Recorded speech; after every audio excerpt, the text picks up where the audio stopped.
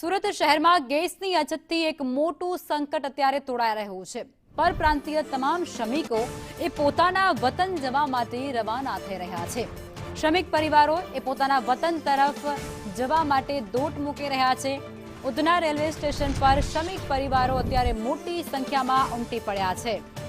આ તમામ એ શ્રમિકો છે જે રોજગારી અર્થે અન્ય જગ્યાઓ પરથી ગુજરાત આવ્યા હતા અને હવે જ્યારે ગેસની શોર્ટેજ સર્જાય છે ત્યારે હવે આ તમામ જે પરપ્રાંતીય મજૂરો છે તે પોતાના વતન જવા માટે દોટ મૂકી રહ્યા છે।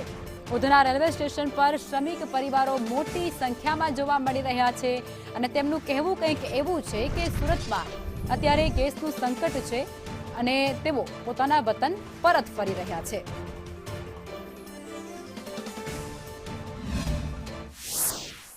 लेकिन मिल नहीं रहा है, ब्लॉक कर दिया गया है और लोकल में जो मिलता था वो भी नहीं मिल रहा है। कितना रुपये केजी मिल रहा है सर? वो 250 रुपये केजी दे रहे हैं, पर बोल रहा हूँ 250 रुपये भी केजी दे रहे हो तो 2-3 केजी दो, 4 केजी दो, जो बनता है आप ले लो, वो भी मना कर रहे हैं। जाकर अपना गांव में कोई रोजगार करेंगे क्या? लकड़ी से चूल्हा तो जला? हाँ, लकड़ी से वहाँ मेरा चूल्हा जल जाएगा, यहाँ नहीं जलेगा। वहाँ तो गांव में मिल जाता है। और जहाँ तक ऐसा फील हो रहा है कि ये पूरे महीने तक ऐसे ही रहेंगे और गैस की किल्लत इतनी हो गई है कि जहाँ पे पहले अगर सस्ते में मिलते थे लेकिन उनके डबल से ट्रिपल कर दिए हैं। और हम 5-6 साल से यहाँ थे तो भूखे मर रहे, 2-3 दिन खाना नहीं मिला तभी जा रहे। सरकार से क्या कहेंगे, कोई सुनता है का? नहीं तो मिल कहाँ रहा है सर। बढ़वाने जब 1 केजी का 500 रुपया मांगता है, 500 रुपया मजदूरी है, गैस बढ़ाएंगे, खाना खाएंगे, क्या करेंगे। સુરત શહેરના ઉધના રેલવે સ્ટેશન ઉપર સતત બીજા દિવસે શ્રમિક પરપ્રાંતિયોની લાંબી કતારો જોવા મળી રહી છે। તમે સીધા દ્રશ્યો જોઈ શકો છો। આપણે કેટલા લોકોને પૂછવાનો પ્રયાસ કરીશું કયા પ્રકારની પરિસ્થિતિ છે અને તેમાં શા માટે ગામ જઈ રહ્યા છે। 5 दिन से ही गैस नहीं मिला, 5 दिन से ऐसे होटल में खा रहे हैं, नाश्ता कर रहे हैं। 5 दिन से बच्चे लोग ऐसे भूखे हैं, क्या करें हम।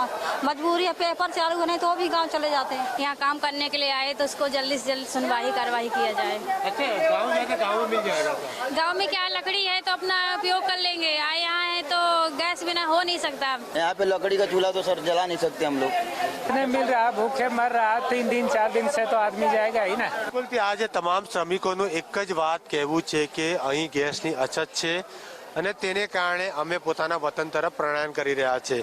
તમે જ્યાં જ્યાં સુધી અને બહારની બાજુ પણ તમને બતાવીશું કે બહારની બાજુ પર લાંબી કતાર જોવા મળી રહી છે અને આ લાંબી કતારના કારણે લોકો ભારે હેરાન પરેશાન થયા છે। ગેસ નથી મળી રહ્યું તેને કારણે સમસ્યા છે અને પણ સમસ્યાનું નિરાકરણ લાવવા માટે પણ તેઓને ગુજાર લગાવી રહ્યા છે કે સરકાર અમારું કંઈ સાંભળે, કારણ કે ગેસ જ નથી મળી રહ્યું। તમે ખાઈએ પીએ શું? લોકો બહાર હોટલમાં 10 થી 15 દિવસથી ખાઈ રહ્યા છે પરંતુ ગેસ નથી મળી રહ્યો તો ગામ જઈને લાકડા સળગાવીને અમે ચૂલો સળગાવીશું। કેમેરામેન અજીત પટેલ સાથે જયેન્દ્ર પાંડે, સંદેશ ન્યૂઝ, સુરત।